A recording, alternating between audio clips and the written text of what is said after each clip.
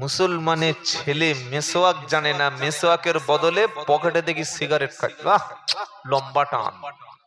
নামাজ পড়তে যাবে 5 মিনিট পরে, আজান হয়ে গেছে আসরে। আল্লাহু আকবার, আল্লাহু আকবার। এদিকে আজান হচ্ছে, সিগারেট ধরিয়েছে।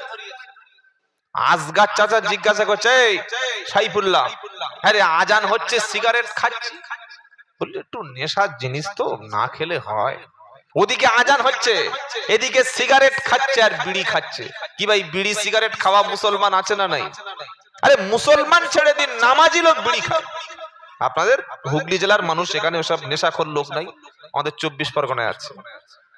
বিড়ির গন্ধ, সিগারেটের গন্ধ এত বাজে দুর্গন্ধ, ওর কাছে জীবনে ফেরেশতা আসে না। বিড়ি করা সিগারেটখোর যারা, তাদের বিবি থাকে কি করে আল্লাহই জানে।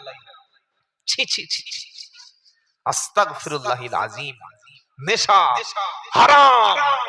বিশ্ব স্বাস্থ্য সংস্থা হু বলছে প্রত্যেক বছর 80 লক্ষ মানুষ তামাক ক্যান্সারে মারা যায়। বিড়ি সিগারেট খেলে আপনার শরীরে 700 রকমের জীবাণু মানে আসবে, ব্যাকটেরিয়া। তার মধ্যে 70 রকমের ক্যান্সারের জীবাণু থাকতে পারে। ক্যান্সারের জীবাণু 70 রকমের ক্যান্সারের জীবাণু বিড়ি সিগারেট খেলে শরীরে থাকতে পারে। নাম্বার 3, ফুসফুস, আপনার স্টোমাক, আপনার গলায় ক্যান্সার, আপনার মাউথ ক্যান্সার, এগুলো বিড়ি সিগারেটের কারণে হয়। একটা নামাজি লোকের মুখে বিড়ির গন্ধ থাকতে পারে? একটা নামাজি লোকের মুখে সিগারেটের গন্ধ থাকতে পারে? যে জাতির আমাদের নবী শিখিয়েছেন মিসওয়াক করো, দাঁত পরিষ্কার করো, মুখটা পরিষ্কার করো। তুমি নামাজ পড়তে যাচ্ছ, পবিত্র হয়ে যাও, আরে নামাজ পড়তে যাচ্ছে বিড়ি খেতে খেতে। হায় হায় হায়, আফসোস। আবার কিছু কিছু মুসলমান আছে, রমজান শরীফের মাস আসলে তো আর বিড়ি সিগারেট খেতে পারে না। ফজরের সেহরির আজান হওয়ার 5 মিনিট আগে একটা খেয়ে নিয়েছে। কি বুঝলেন? সিগারেট খেয়ে নিয়েছে, বিড়ি খেয়ে নিয়েছে, নিয়ে নিয়ত করছে, আল্লাহ আমি আগামীকাল রোজা রাখার নিয়ত করছি। এদিকে মুখে বিড়ির গন্ধ। ইফতার খুলেছে, ইফতার খেয়েছে, মোটামুটি খেজুর আর পানি খেয়ে ছুটে বাথরুমে চলে গেছে। পাড়া ছেলে বললে, হ্যাঁ রে, তুই পেশা পায়খানা করে আসিসনি? বলে, না রে ভাই, সারাদিন যে কষ্টে ছিলাম, বিড়ি দিয়ে সাহরি করেছি, আর ইফতার করে আগে বিড়ি সিগারেটের কথা মনে পড়েছে, তাই ইফতার করেই বিড়ি দিয়ে শুরু করে দিয়েছি। কি বুঝতে পারলেন? মানে ও ইচ্ছা করছিল যেন বিড়ি দিয়ে, আল্লাহু আকবার যখন আজান হয়, মুখে পানি না দিয়ে যেন বিড়ি দিয়ে ধরিয়ে যেন ইফতারটা করি। এরকম অবস্থা। আল্লাহ হেফাজত করুন, আল্লাহুম্মা আমিন। এই যে নেশা, বিড়ি, সিগারেট যা সবগুলি হারাম। কোন ঈমানদার মুমিন ব্যক্তি এরকম নাপাক নেশার বস্তু খেতে পারে না। এটা আল্লাহ কোরআনে বলছে কি, ইয়া আইয়ুহাল্লাযীনা আমানু লা তাকরাবুস সালাতা ওয়া আনতুম সুকারা। 5 নম্বর পারা 4 নম্বর পৃষ্ঠা 3 নম্বর লাইনে 43 নম্বর আয়াত সূরা নিসা। আল্লাহ পাক বলছো, ঈমানদারেরা তোমরা নামাজের কাছে যাবে না, নামাজের নিকটবর্তী হবে না। কখন তোমরা নামাজের কাছে যাবে না? যখন তোমরা নেশা করে থাকো, যখন তোমরা মাতাল থাকো, নেশা দ্রব্য বস্তু পান করে নামাজ পড়তে কখনো যাবে না। তাহলে ওযুর ফরজ হলো 4টি, মুখমণ্ডল ধোয়া হলো। কোন ঈমানদার যদি ঠিক মতো ওযু করে, মুখটা ভালো করে ধুয়ে নেয়, নাকটা ভালো করে ধুয়ে নেয়, চেহারায় যদি 3 বার পানি দেয়, ও শরীরে রোগ জীবাণু কখনো থাকতে পারে না। বিজ্ঞান বলছে একটা মানুষের চোখের দৃষ্টি শক্তি সে যদি ভালো রাখতে চায়, দিনে 4 থেকে 5 বার যেন চোখে পানি দিয়ে ধুয়ে নেয়। আমরা মুসলমান যারা 5 বার নামাজের আগে 5 বার ওযু করি আর মুখটা 3 বার করে ধুই, 3 আর 5 গুণ করলে 15। একজন ঈমানদারের চোখ মৃত্যুর আগ পর্যন্ত কোনদিন সে দৃষ্টিহীন হতে পারে না, শুধু ওযুর কারণে। বলুন সুবহানাল্লাহ। এটা ইসলাম শিখিয়ে দিয়েছে, কিন্তু আমরা আমল করি না। আমাদের ধর্মে, ইসলামে আগে পবিত্র হও, পরে নামাজ পড়তে যাও। পবিত্র না হয়ে নামাজ পড়তে যাওয়া যাবে না। আল্লাহ বললেন মাথা মাসাহ করো। 4 নম্বর বললেন পা ধুয়ে ফেলো। কেন পা ধুইতে বললেন? পা দিয়ে রাস্তায় হাঁটি, ময়লা আবর্জনা বিভিন্ন দূষিত পদার্থ, রাস্তার অসংখ্য বিভিন্ন রকমের বাজে বস্তু পা দিয়ে হেঁটে যাই। ওই রোগ জীবাণু নোংরা আবর্জনা কোনো পলিউশন কোনো রকমের দূষিত পদার্থ যেন মানুষের পা থেকে উঠে শরীরে ছড়িয়ে না পড়তে পারে। ইসলাম এজন্য তোমাকে অর্ডার করে দিয়েছে, তোমাকে পা ধোয়া ফরজ করে দিয়েছে। বলুন সুবহানাল্লাহ। 4টি ফরজ হয়ে গেল। এবার বান্দা নামাজ পড়তে যাবে, ওযু হয়ে গেল, গোসল পবিত্র হয়ে গেল, পোশাকও পবিত্র হয়ে গেল।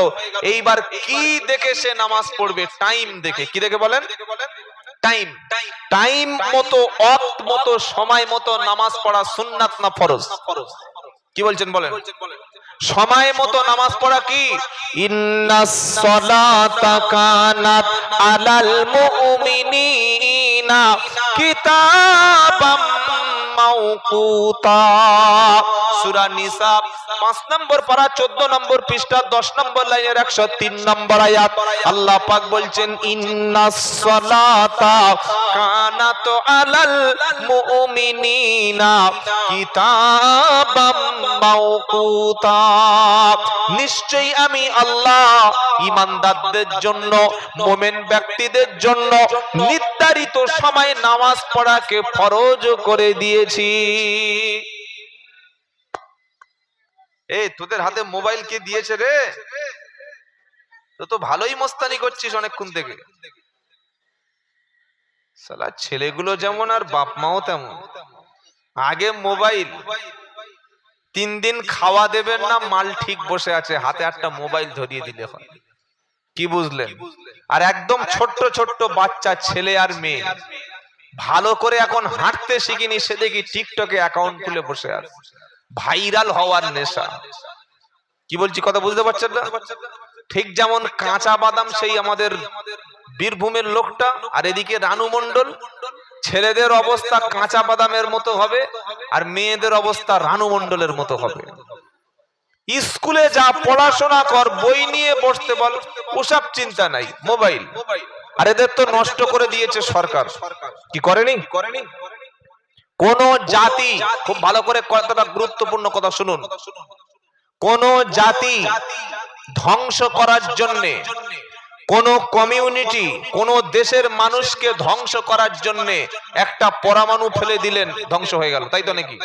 না, পরমাণু দিয়ে ধ্বংস করা যায়। যেমন জাপানে 1945 খ্রিস্টাব্দে হিরোশিমা নাগাসাকিতে আমেরিকা পরমাণু বোমা ফেলেছিল, কয়েক লক্ষ মানুষ মারা গেছে। জাপানটা দুর্বল হয়ে গিয়েছিল, কিন্তু এখন জাপান কি পিছিয়ে আছে? না, আমাদের দেশের চাইতে জাপান অনেক উপরে। কোন জাতিকে ধ্বংস করতে পরমাণু যথেষ্ট না। কি যথেষ্ট? কোন জাতিকে ধ্বংস করে দেওয়ার জন্য সেই জাতির, সেই দেশের, সেই জনগণের মধ্যে যারা ইয়ং সোসাইটি, যুবক যারা, যুবতী যারা, তারা যদি ধ্বংস হয়ে যায়, ওই জাতিটাই ধ্বংস হয়ে যাবে।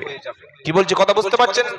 কোন জাতিকে ধ্বংস করার জন্য যুবক আর যুবতী, ইয়ং সোসাইটি যারা, ইয়ং জেনারেশন যারা, তাদের ধ্বংস করে দিলে ওই জাতিটাই ধ্বংস। ইয়ং সোসাইটি, যুবক যুবতী, তাদের ধ্বংস করার জন্য দুটো অস্ত্র লাগে। কটা? বলুন বলুন। দুটি। কি কি? 1 নম্বর হলো কোন জাতিকে, কোন দেশের ইয়ং সোসাইটিকে ধ্বংস করার জন্য তাদেরকে নেশার মধ্যে ডুবিয়ে দাও, নেশার মধ্যে চুবিয়ে দাও, নেশার মধ্যে পাগল করে দাও, নেশার মধ্যে উন্মাদ করে দাও। যখন সবাই নেশাখোর হয়ে যাবে, ওদের ধ্বংস হয়ে যাবে, আর পরমাণু ফেলা লাগবে না। এবার বলুন, আমাদের পশ্চিম বাংলায় খালি প্রতি মাসে মদ বিক্রি হয় কত টাকা জানেন? 1,500 কোটি টাকা। জোরে বলুন। বলে সুবহানাল্লাহ। এখানে সুবহানাল্লাহ, মদ বিক্রি হচ্ছে, বলছে সুবহানাল্লাহ। কি জলসা শোনা লোক, একবার দেখো। কোথায় কি বলতে হয় মাল হুঁশ নাই। শালিকে যদি কেউ বউ বলে তো ভয়ঙ্কর বিপদ। কি বুঝলেন? শালি তো শালি, বউ আলাদা, স্ত্রী আলাদা। বাপকে যদি কেউ বলে ও বড় ভাই ভালো আছো, কি বললেন? সর্বনাশ হয়ে যাবে। প্রত্যেক মাসে পশ্চিম বাংলায় ১,৫০০ কোটি টাকার মদ বিক্রি হয়। এটা সরকারি রিপোর্ট বলছি। আরো যখন পূজা পার্বণ হয়, আরো বিভিন্ন অনুষ্ঠান হয়, বা আমাদের অনেক ওখানে আরো বড় বড় বড়দিন, এই ১লা জানুয়ারি আরো মাল বেশি সাপ্লাই হবে। এবার বলুন, কোন জাতিকে ধ্বংস করার জন্য দুটো জিনিস যথেষ্ট। এক, মাদকতা, নেশা, মদ। তাদের ডুবিয়ে দাও, মদের মধ্যে চুপিয়ে দাও। সবাই যখন মালখোর হবে, সবাই যখন নেশা করে পড়ে থাকবে, আর তখন কেউ সরকারের ভুল খুঁজে পাবে না। ইয়ং ছেলেরা ঘুমিয়ে আছে, ইয়ং মেয়েরা তারা নেশার মধ্যে ডুবে আছে। সরকারের প্রশ্ন করবে কে? দেশের রাষ্ট্রনায়কদের প্রশ্ন করার মতো আর কেউ থাকবে না। নাম্বার ২, কোন জাতির যুবক যুবতীদেরকে ধ্বংস করে দেওয়ার জন্য শিক্ষা ব্যবস্থাটাকে ভেঙে দাও, শিক্ষা ব্যবস্থাটাকে ধ্বংস করে দাও। ব্যাস, শিক্ষা ব্যবস্থা ধ্বংস হয়ে গেলে ওই জাতিকে আর বাঁচানো সম্ভব হবে না। আজকের জানেন, পশ্চিম বাংলার সরকারি তথ্যে গবেষণা অনুযায়ী, রিপোর্ট অনুযায়ী, অমুসলিমদের কথা ছেড়ে দিলাম, ১০০-র মধ্যে 10টা মুসলিম আছে যারা মাধ্যমিক পাস। কটা বললাম? ১০০-র মধ্যে 10টা মাধ্যমিক পাস মুসলিম ছেলে আছে। আর গ্রাজুয়েশন বা বিএ পাস গ্রাজুয়েট আছে কজন? ১০০-র মধ্যে ৩ থেকে 4%। ভাবতে পারছেন আমরা কোন দিক থেকে পিছিয়ে যাচ্ছি? কি বললেন? আমরা অনেক পিছিয়ে যাচ্ছি। ১০০-র মধ্যে 10% মুসলিম ছেলে মাধ্যমিক পাস, ১০০-র মধ্যে ৩ থেকে 4% হলো গ্রাজুয়েট, গ্রাজুয়েশন কমপ্লিট। এবার বলুন, যে জাতির শিক্ষার এই বেহাল দশা, সেই জাতিকে নিয়ে আপনি লড়াই করবেন, আগিয়ে যাবেন? আর আপনি বলবেন যে আমাদের অধিকার কোথায় গেল, আমাদের দাবি মানতে হবে। আরে তোমার দাবিটাই কি তুমি নিজেই তো তুমি ঠিক করতে পারলে না? এজন্য আমাদের যুবক সমাজদেরকে শিক্ষার আলো, শিক্ষা তাদের প্রত্যেকের মধ্যে অপরিহার্য। আপনার ছেলে ক্লাস 7-8 পড়ে, মাধ্যমিক পরীক্ষা দিয়েছে, বলছেন বাবা কাজে চলে যাও। দিল্লি, মুম্বাই, কেরালা, কর্ণাটক, তামিলনাড়ু, হায়দ্রাবাদ লক্ষ লক্ষ টাকা ইনকাম করে বাপের হাতে তুলে দিল। ছেলে যখন 28-30 বছর বয়স হলো, ঘরে এলো, একদম পয়সা আছে মানে একদম সুন্দরী বউ হবে, এটা ধরা বাঁধা। ও মূর্খ হলেও হবে। কি বুঝলেন? একদম টপ একটা মেয়ে দেখে বিয়ে দিয়ে দিল, সারা জীবন আনন্দের সংসার চলে গেল। দেশ কি, মানুষ কি, পৃথিবী কি, রাজনীতি কি, ধর্ম কি, ইসলাম কি, কিছুই জানতেই পারলাম না। আরে এত তো পশু পাখি জন্তু জানোয়ারের মতো জীবন হলো। শিক্ষা মানুষকে পথ দেখায়। তাই আজকের পশ্চিম বাংলার যুব সমাজকে ধ্বংস করে দেওয়া হয়েছে মাদকতা, মদ।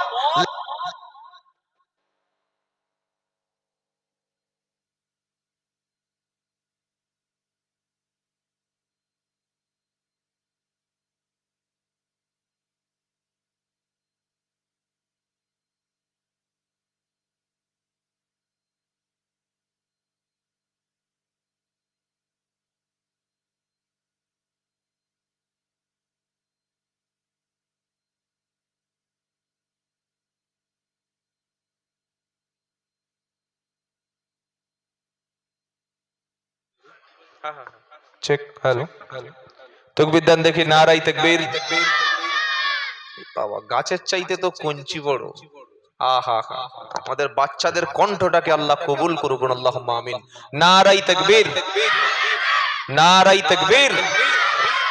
জন্ম আমার নবীর যুগে হলে কেমন হতো, জন্ম আমার নবীর যুগে হলে কেমন হতো, দুনয়নে রসূল পাক দেখিলে কেমন হতো, জন্ম আমার নবীর যুগে হলে কেমন হতো।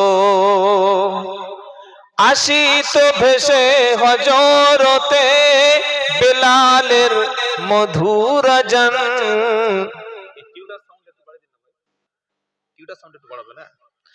আসিত ভেসে হজরতে বেলালের মধুর আযান, যে আজানে ছিল এমন প্রেম মুগ্ধ রহমান দয়ার নবীজির পিছে নামাজ পড়লে কেমন হতো? নারায়ে তাকবীর। মদিনার মসজিদে আজান দিতেন কে? হযরতে বেলাল রাদিয়াল্লাহু আনহু। আর ইমামতি করতেন কে? মুহাম্মদ মুস্তাফা সাল্লাল্লাহু আলাইহি সাল্লাম। আমাদের আজান আর বেলালের আজান কি গো বলছেন না কেন? আমাদের অধিকাংশ মসজিদে কি আজান হয়? আল্লাহু আকবার, আল্লাহু আকবার। একদম লোকাল মাল চালাচ্ছে, কোন জায়গায় থামে না। আরবি থেমে থেমে পড়তে হয় কি হয় না বলেন? আজানটা বাবা আস্তে আস্তে সহি করে শিখুন। আল্লাহু আকবার, আল্লাহু আকবার। বার টানবেন না, টানলে শেষ। আর টানলে ওটাও শেষ। 40 বছরের নামাজি ইমাম সাহেব বলছে, চাচা আজান দিতে পারো? বললে ভালো পারি। বললে কোত্থেকে শিখেছো? বললে বাপের কাছ থেকে শিখেছি, ওই যে বাপের ধর্ম। বলে আজান দাও। তারপরে কি আছে? আশহাদু আল্লা ইলাহা ইল্লাল্লাহ। আশহাদু না সাধু কোনটা? জোরে বলেন। সাধু। সাধু বাবা করতে গেল আশহাদু কি হবে বলেন? আশহাদু আল্লা ইলাহা ইল্লাল্লাহ। আর কি বলছে? সাধু। সাধু আছে হাদু, লাগিয়েছে সাধু, হবে কি করে? তারপরে কি? আশহাদু আন্না। এই যে আন্না, এটা কি হলো? এই যে মক্তবের ছেলেরা কারা আছো বলো? এই যে আশহাদু আন্না, এটা কি বলে? কি বলে এটা? গুন্না। কি বলে? গুন্না। নাকের ভিতর থেকে আওয়াজ একালিপ চেপে বার করাকে গুন্না বলে। গুন্না কি আর বন্যা কি কিছুই জানে না, নামাজ পড়ছে। আশহাদু আন্না মুহাম্মাদার রাসূলুল্লাহ। আশহাদু আন্না মুহাম্মাদার। আজানের সময় মাদার, আর কলেমার সময় কি? মাদার, মাদুর। আজানের সময় মাদার আর কলেমার সময় মাদুর। কোথায় মাদার আর কোথায় মাদার লাগাতে হয় সেই গানটা নাই। আহা, এজন্য প্রথমে শুনিয়েছি, কোরআন এসে প্রথমে তোমাকে পড়তে বলেছে। আশহাদু আন্না মুহাম্মাদার রাসূলুল্লাহ। হয়ে গেল। নেক্সট, এবার নামাজের জন্য ডাকা হচ্ছে।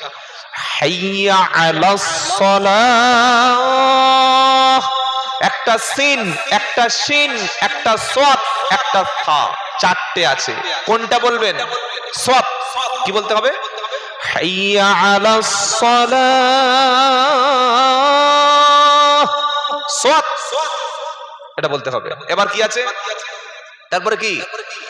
হাইয়া হাইয়া আলাল, একটা হা একটা আইন। কি সুন্দর কথা। হাইয়া আলাল ফালাহ, হাইয়া আলাল ফালাহ। হয়ে গেল। ফজরের সময় একটা নতুন সেন্টেন্স অ্যাড হয়ে গেল। কি? আসসালাতু খায়রুম মিনান নাওম। মালদার কালিয়াচক জানেন তো, বিখ্যাত জায়গা। জলসায় গেছি, মাগরিবের সময় আজান হচ্ছে, এই ফজরের সময় আজান হচ্ছে। ওখানে পরপর 2-3টে প্রোগ্রাম ছিল, আজান দিচ্ছে। আসসালাতু খায়রুল মিনাল নাউল। খায়রুল আর নাউল এলো কোত্থেকে? খায়রুল এলো আর নাউল কোত্থেকে এলো? চিন্তা করতে পারছেন? এটা শিক্ষার অভাব। এই জন্য কোরআন পড়তে হয় সহি করে। কিভাবে পড়তে হয় জোরে বলেন। আল্লাহ পাক নবীকে শোনাচ্ছে, নবী ইয়া আইয়ুহাল মুজাম্মিলু কুমিল লাইলা ইল্লা কালিলা নিসফাহু আও ইনকুস মিনহু কালিলা আও জিদ আলাইহি ওয়ারাত্তিলিল কুরআনা তারতিলা ইন্না সানুলকি আলাইকা কওলান সাকিলা। সূরা মুজাম্মিল। মুজাম্মিল মানে যিনি চাদর মুড়ি দিয়ে শুয়ে আছেন, কম্বল মুড়ি দিয়ে। বিশ্বনবী হাবিব সাল্লাল্লাহু আলাইহি ওয়াসাল্লাম চাদর মুড়ি দিয়ে, কম্বল মুড়ি দিয়ে রাত্রে বেলা ঘুমিয়ে গেছে। আর আল্লাহ পাক বললেন, হাবিব গো, আল্লাহ পাক বলছে জিব্রাইল তুমি বিশ্বনবীর কাছে চলে যাও। আল্লাহর নবী যদি ঘুমিয়ে থাকে, কে ইসলামের কথা বলবে, কে ইসলামটা প্রচার করবে, মক্কার মানুষদেরকে কে জাহান্নাম থেকে বাঁচাবে? নবীকে ঘুমালে হবে না। গাড়ির ড্রাইভার ঘুমালে যেমন গাড়ি গন্তব্যস্থলে পৌঁছায় না, আল্লাহর নবী ঘুমিয়ে থাকলে কে ইসলামের প্রচার করবে? আল্লাহ বলছেন জিব্রাইল তুমি নবীর কাছে চলে যাও, আর গিয়ে নবী ঘুমিয়ে আছে আমার ঘুমন্ত হাবিবকে জাগিয়ে দাও। সুবহানাল্লাহ বলেন। ঘুমন্ত হাবিবকে কি করো? জাগিয়ে দাও। তো কি বলে জাগিয়ে দেবে? জিব্রাইল এসে দেখছে আমার নবী, আপনার নবী বিশ্ব নবী কম্বল মুড়ি দিয়ে রাতের বেলা বিছানায় ঘুমিয়ে আছে। জিব্রাইল এসে বললেন না, ও মুহাম্মদ উঠে পড়ো, ইয়া নবী উঠে পড়ো, হে রাসূল উঠে পড়ো, এমন কোন শব্দ জিব্রাইল বিশ্ব নবীর শানে বললেন না। জিব্রাইল এসে বললেন, ইয়া আইয়ুহাল মুজাম্মিল কুমিল লাইলা ইল্লা কলিলা নিসফাহু আও ইনকুস মিনহু কলিলা আও জিদ আলাইহি ওয়ারাত্তিলিল কুরআনা তারতিলা ইন্না সানুলকি আলাইকা কওলান সাকিলা। নবীর একটা নাম হলো মুজাম্মিল। নবীর একটা নাম কি বলেন? মুজাম্মিল। এটা হাবিবের দেওয়া নাম। নবীর অনেক নাম আছে, যেমন ইয়াসিন। কার নাম? কথা বলে না, নবীর নাম। আল্লাহ বলছে ইয়াসিন ওয়াল কুরআনিল হাকীম ইন্নাকা লামিনাল মুরসালিন আলা সিরাতিন মুস্তাকিম। ও আমার প্রিয় ইয়াসিন, আল্লাহ তার হাবিবকে ইয়াসিন বলে ডাকছেন। সুবহানাল্লাহ বলবেন না? আবার যেমন তহা, কি ভাই শুনছেন? তহা কার নাম? বিশ্ব নবীর নাম। পারা নাম্বার 16, পৃষ্ঠা নাম্বার 11, লাইন নাম্বার 6, আয়াত নাম্বার 1। আল্লাহ তার হাবিবকে আবার কি বলে ডাকছেন? মুহাম্মদ বলছেন না, আহমদ বলছেন না, নবী বলছেন না, রাসূল বলছেন না, কি বলছেন? তহা। বলেন কি বলছেন? জোরে বলেন। তহা মা আনজালনা আলাইকাল কুরআনা লিতাশকা ইল্লা তাযকিরাতাল লিমান ইয়াখশা। তহা, হে আমার প্রিয় রাসূল, মা আনজালনা আলাইকাল কুরআন, আমি আপনাকে এজন্য কোরআন নাজিল করি নাই লিতাশকা, কষ্ট পাবেন, মুসিবত হবে, টেনশন হবে, বিপদ হবে, ভাগ্য খারাপ হবে, আপনার জীবনে মুসিবত নেমে আসবে, এজন্য কোরআন পাঠাই নাই। কোরআন পাঠিয়েছি আপনি পৃথিবীর লিডার হবেন, যারা কোরআন ফলো করবে তারা পৃথিবীতে নেতৃত্ব দেবে, এজন্য কোরআন পাঠিয়েছি। সুবহানাল্লাহ বলেন। আবার আল্লাহ তার হাবিবকে বলছেন ইয়া আইয়ুহার রাসূল বলছেন। কি বলছেন? ইয়া মুহাম্মদ বলছে না, কি বলছে? ইয়া আইয়ুহার রাসূল বাল্লিগ মা উনজিলা ইলাইকা মির রাব্বিক ওয়া ইল্লাম তাফআল ফামা বাল্লাগতা রিসালাতা ওয়াল্লাহু ইয়াসিমুকা মিনান নাস। সূরা মাইদা 6 নম্বর পারা 18 নম্বর পৃষ্ঠা 9 নম্বর লাইনে 67 নম্বর আয়াত। আল্লাহ তার হাবিবকে এখানে ইয়া আইয়ুহার রাসূল বলছেন। সুবহানাল্লাহ বলেন। আবার দেখুন, এই যে সূরাটা পড়ছিলাম, সূরার নাম মুজাম্মিল। আল্লাহ তার নবীকে কি বলছেন? মুজাম্মিল। মুজাম্মিল মানে কম্বল ঢাকা দিয়ে ঘুমাইয়ে থাকা ব্যক্তি, কম্বল ঢাকা ব্যক্তি। কি বলছেন? ইয়া আইয়ুহাল মুজাম্মিল, মুজাম্মিল না, মুজাম্মিল। আর আমরা মুসলমানরা কি করি? লোকের নামগুলো খারাপ নামে ডাকি। নাম হচ্ছে মুজাম্মিল, বলছে মোজাম, মোজাম, ও মোজাম চাচা। নাম হচ্ছে আবু বাক্কার, আমরা কি বলি? আবকর, আবকর, আবকর। আবু বাক্কারকে আবু বকর বানিয়ে ফেলেছি। নাম হচ্ছে কি? উসমান চাচা, সকলে বলছে উসো চাচা, উসো চাচা, বলে কি বলে না? নাম আমরা খারাপ করি, লোকের নাম খারাপ করি। কোরআন বলছে ওয়ালা তানাবাজু বিল আলকাব, 26 পারা সূরা হুজরাতে আল্লাহ বলছেন তোমরা মানুষের খারাপ নাম ধরে ডেকো না। ভালো নাম আছে। বাচ্চা ছোটবেলায় সবসময় অসুখ হতো, মা নাম রেখেছে কি জানেন? পচা। কেন? সবসময় শরীর খারাপ হতো, ছোটবেলায় হারিয়ে গেছিল, নাম রেখেছে হারাধন। কি নাম রেখেছে? হারাধন, হারিয়ে যেত। তাই এই যে খারাপ নাম, আজে বাজে নাম, এগুলো ডাকতে নিষেধ করেছে। একটা লোকের চোখে একটু কম দেখে, সকলে তার নাম রেখেছে 1.5 ব্যাটারি। কি ভাই হাসছে দেখো, এরকম ডাকে না? লোক বলে এক চোখও কানা, আবার কারো বলে টেকো, মাথায় টাক আছে, টেকো, ভুঁড়িওয়ালা, দাড়িওয়ালা, বেটে, খাটো, মানে কত রকমের নাম তাই ঠিক নাই। ইসলাম বলছে কারোর মন্দ নাম ধরে দেখো না। তো আল্লাহ তার হাবিবকে কি সুন্দর নাম বলছেন, কি? মুজাম্মিল। নবীর নাম কি বলেন? মুজাম্মিল। কোরআন বলছে ইয়া আইয়ুহাল মুজাম্মিল কুমিল লাইলা ইল্লা কলিলা নিসফাহু আও ইনকুস মিনহু কলিলা আও জিদ আলাইহি ওয়া রাত্তিলিল কুরআনা তারতিলা। কমলি বলা, চাদর বলা, আর তো শুয়ে থেকো না। কমলি বলা, চাদর বলা, আর তো শুয়ে থেকো না।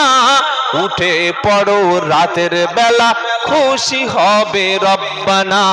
উঠে পড়ো রাতের বেলা, খুশি হবে রব্বানা। নারায়ে তাকবীর।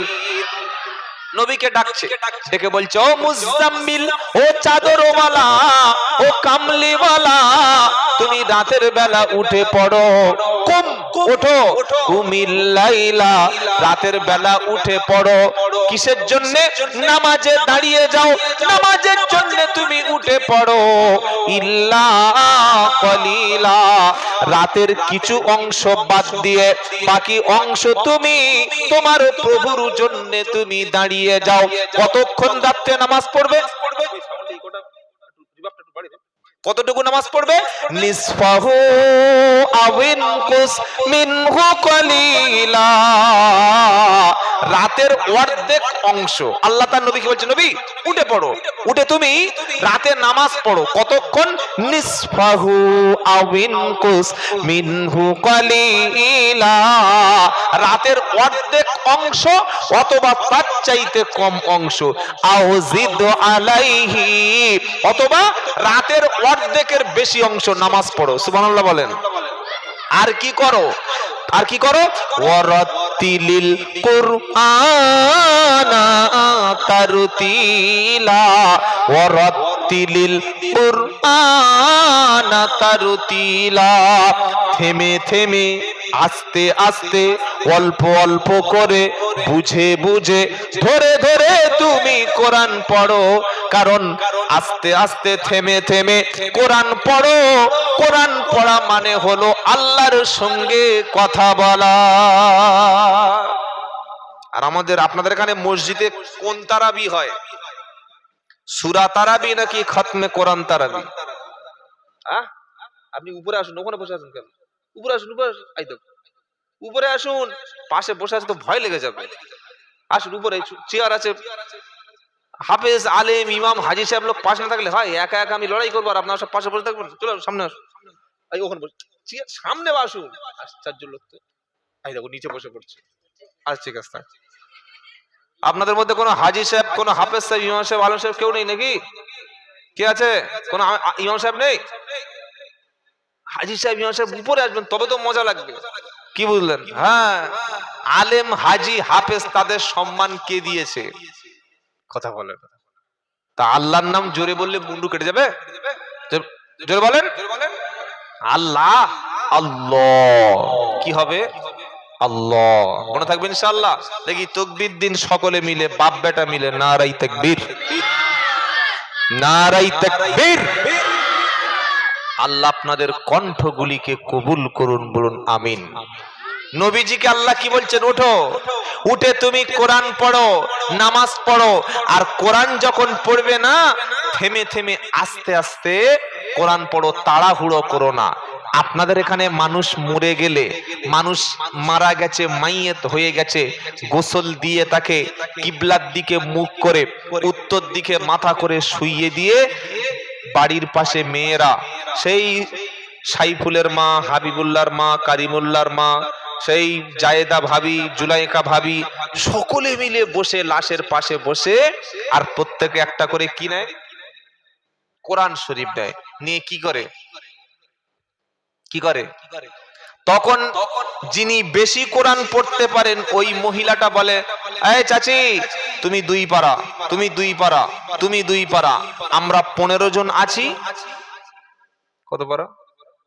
যদি বলে 30 পারা। আসরের পরে জানাজা হবে, পড়া শুরু করেছে 3:10, মাত্র 40-42 মিনিট সময় আছে। তখন যিনি লিডার ছিল, এই তাড়াতাড়ি বলো, কি করছে? লাশটা পড়ে আছে, আরে বলো। এবার মেয়েদের পড়া মানে সাংঘাতিক পড়া, ওই রকম শুরু করেছে। কিরকম? তাবারাকাল্লাযী বিয়াদিহিল মুলকু ওয়া হুয়া আলা কুল্লি শাইইন কাদির। আস্তাগফিরুল্লাহ। মাইয়েত বলছে, ছি ছি ছি ছি ছি, কি সর্বনাশ করছে কোরআন। এভাবে আল্লাহ কোরআন পড়তে বলেছে? আল্লাহর কসম, আমি আব্দুল্লাহ জুবায়ের বলছি, এইভাবে কোরআন পড়লে উল্টে গুনাহ হবে। আল্লাহ লিখে, আল্লাহ বলেছেন কি, আরে মাল পড়ছে কিভাবে? আল্লাহ কি বলেছে? তাবারাকাল্লাযী বিয়াদিহিল মুলক ওয়া মুলকু ওয়া হুয়া আলা কুল্লি শাইইন কাদির। তোর এক খতম কে পড়তে বলেছে? কে এক খতম পড়তে বলেছে? এক পারা হোক তাই পড়ো। কি ভাই শুনছেন আপনারা? হ্যাঁ, আমাদের মেয়েরা রমজান মাসে একবার বসলেই খতম করে উঠবে। কি বুঝলেন? ওই রকম তাড়াহুড়ো, ওরকম হাই স্পিড। কিন্তু কোরআন পড়তে হয় কিভাবে? ওয়ারাতিলিল কুরআনা তারতিলা। থেমে থেমে, আস্তে আস্তে, স্লোলি, আস্তে আস্তে কোরআন পড়ো। কোরআন পড়া মানে আল্লাহর সঙ্গে কথা বলা। সুবহানাল্লাহ বলুন। আমাদের হাফেজ সাহেব তো উপর চলে আসো। এই বাবাজির, আল্লাহ ভাইরা, এবার শুনুন। আল্লাহর নবীর উপরে যখন কোরআন নাজিল হচ্ছে, মানে জিব্রাইল কোরআন আনছে। আচ্ছা, আপনাদের অসুবিধা হচ্ছে না তো? মানে ঠান্ডার একটু অসুবিধা হচ্ছে, অন্য কোনো অসুবিধা হচ্ছে না, তাই? বেশ, ঠিক আছে। জিব্রাইল যখন নবীর কাছে কোরআন নিয়ে চলে আসছিল, অল্প অল্প অল্প অল্প করে, অল্প অল্প, 2 আয়াত 3 আয়াত 5 আয়াত, একসাথে তো কোরআন আসেনি। 23 বছর সময় লেগেছে। ক বছর? 23 বছর।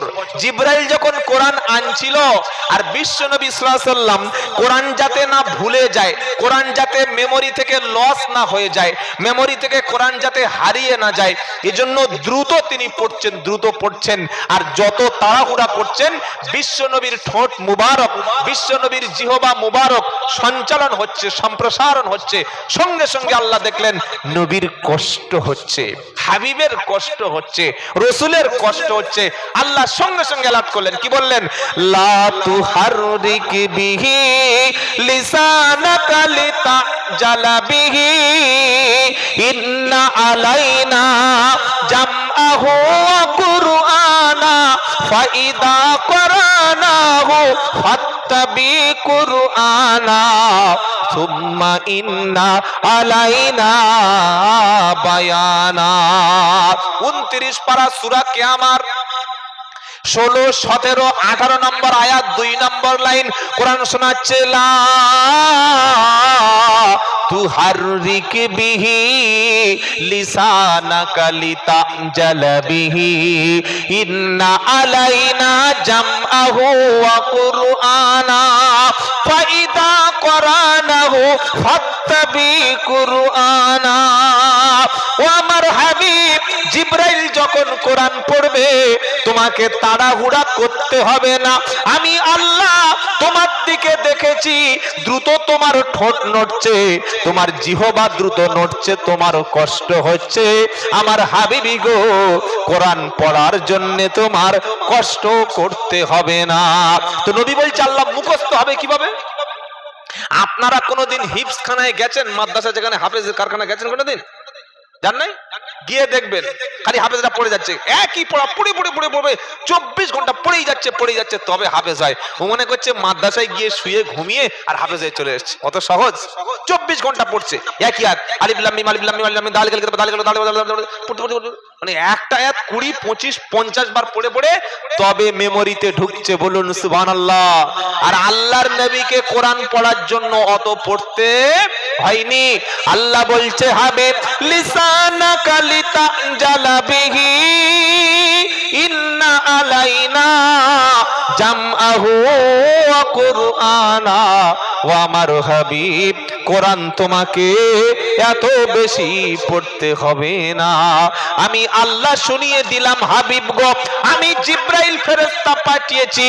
জিবরাইল যখন তোমার কাছে একবার পড়বে তুমি খুব অ্যাটেনশন দিয়ে শুনবে, খুব ধীর স্থির ভাবে শুনবে, আর ওই কোরআনটাকে তোমার সিনার মধ্যে, তোমার মেমোরির মধ্যে লোড করে দেব। আমি আল্লাহ কোরআনটা তোমার সিনার মধ্যে দিয়ে দেওয়ার দায়িত্ব আমি আল্লাহ স্বয়ং নিয়ে নিলাম। জোরে বলুন। নবীকে কোরআন বেশি পড়তে, খালি একবার পড়েছে, একবার শুনেছে, নবীর মুখস্থ। সুবহানাল্লাহ বলেন। এর নাম হচ্ছে কোরআন, সহজ কিতাব। কোরআন কি কিতাব? সহজ কিতাব। আপনি শিখতে পারছেন না, চেষ্টা করুন সহজ। সবচাইতে সহজ কিতাবের নাম কি? জোরে বলেন। এটা পৃথিবীর সহজ কিতাব না হলে আর 10 বছরের বাচ্চা কোনোদিন হাফেজ হতে পারে? 9 বছরের বাচ্চা হাফেজ হতে পারে? কোনোদিন সম্ভব নয়, আল্লাহ যদি সহজ না করতেন। আর কোরআন যে সহজ, এটা আমার কথা না, কার কথা? ওয়ালাকাদ ইয়াসসারনাল কুরআনা লিযিকর ফাহাল মিন মুদ্দাকির। সূরা কমার 4 বার বলছে আল্লাহ। বান্দা বলছে আল্লাহ কঠিন না সহজ, কঠিন না সহজ, পড়বো না, দাড়ি পেকে গেছে, চুল পেকে গেছে, এখন আর শিখলে হবে? আল্লাহ বলছে পাগলা কথা, সহজ কিতাব। সুবহানাল্লাহ বলেন। কি বলছে?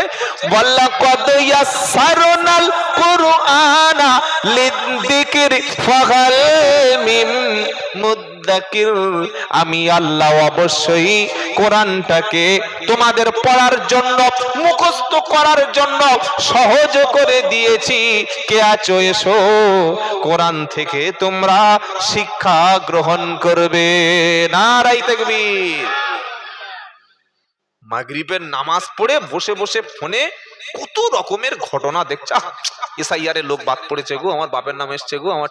আরে বাবা, তোমার কবরে কি হবে তাই দেখো। তুমি নিজে কোরআন পড়তে পারো না, 30 বছর নামাজ পড়ছো, সূরা ইখলাস ঠিক নাই, ঠিক করবে না? এসআইআর এর নাম তো উঠে গেল, আল্লাহর জান্নাতের খাতায় নাম উঠেছে কি খবর নিয়েছো বন্ধু?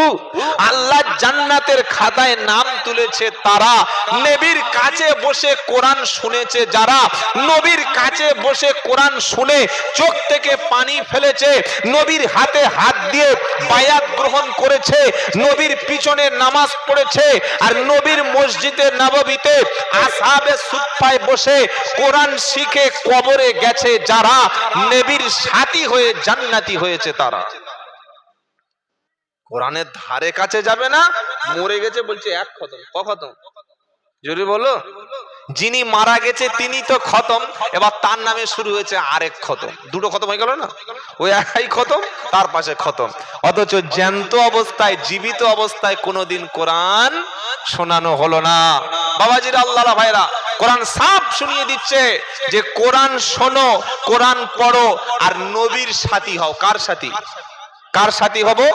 যদি নবীর সাথী হতে পারি, আলেমদের সঙ্গে থাকতে পারি, আল্লাহ ওয়ালাদের সাথে থাকতে পারি, ইনশাআল্লাহ কিয়ামতের দিন নবীর সাথী হয়ে জান্নাতি হব।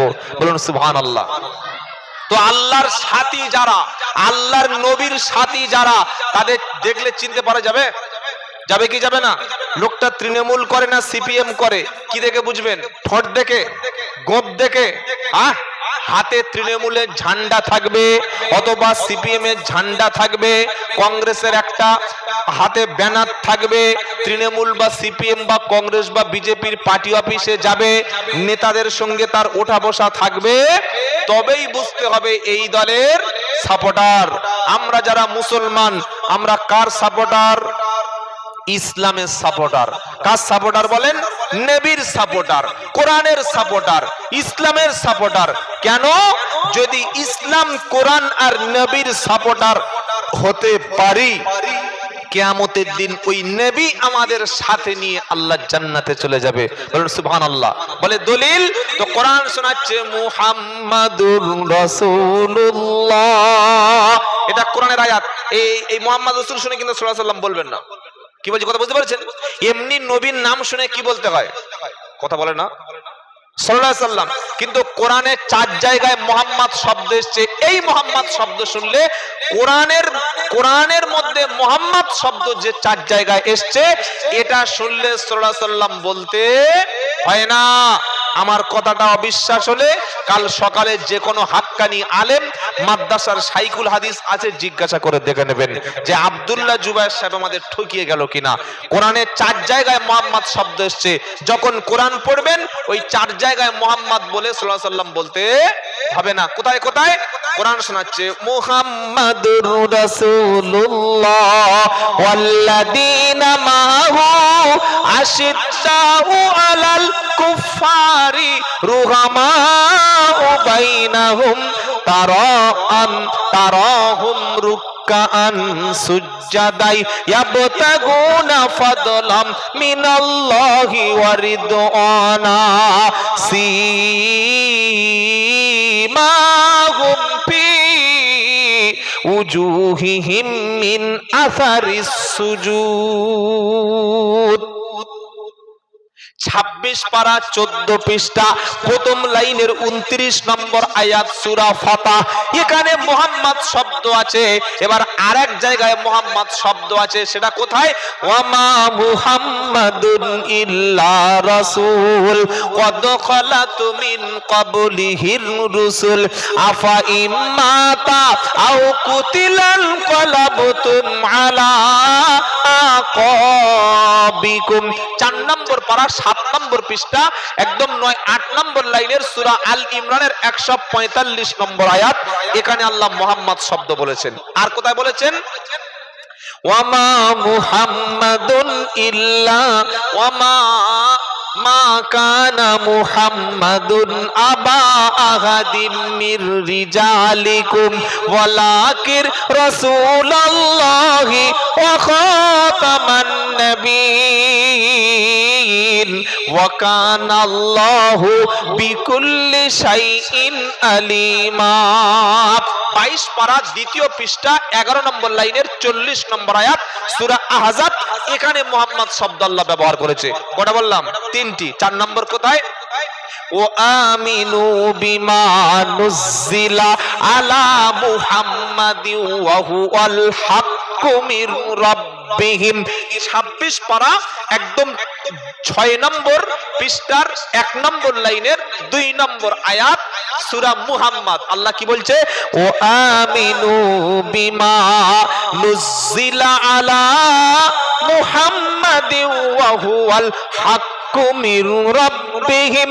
এই 4টি জায়গায় মুহাম্মদ শব্দ আছে।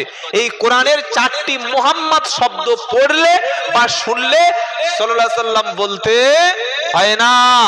তাহলে আল্লাহ 26 পারায় সূরা ফাতিহার 29 নম্বর আয়াতে নবীর সাথী কারা, নবীর সঙ্গে জান্নাতে যাবে কারা, তাদের একটা বর্ণনা দিয়ে দিচ্ছেন। সুবহানাল্লাহ বলেন। চিনবেন কিভাবে যে লোকটা নবীর সাথী? আল্লাহ বলছেন মুহাম্মাদুর রাসূলুল্লাহ।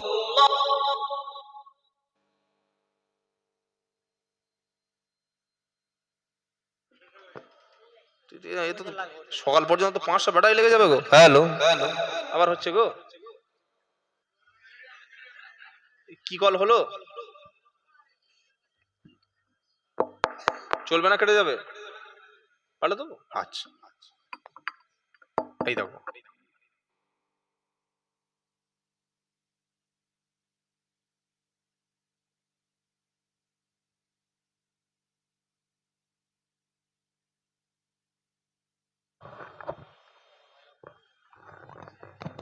খোলাখুলি করতে করতে সকাল। নারাই তাকবীর। বাবাজিরা, আল্লাহ আল্লাহ ভাইরা, এই দেখো যা 12টা 12। আর কটা আয়াত বলবো দেখি। তাহলে কি শোনাচ্ছিলাম? মুহাম্মদ সাল্লাল্লাহু আলাইহি সাল্লামের সাথী কারা? কি বলছে আল্লাহ? মুহাম্মাদুর রাসূলুল্লাহ। এবার কি বলছেন? ওয়াল্লাযীনা মাআহু আশিদ্দাউ আলাল কুফফারি রুহামাউ বাইনাহুম। নবীর সাথী হচ্ছে তারা যারা মুসলমান ইমানদারের প্রতি নরম হবে আর ইসলামের দুশমনের প্রতি কঠোর হবে। কথাটা কার? আল্লাহর। 2 নম্বর কি নমুনা?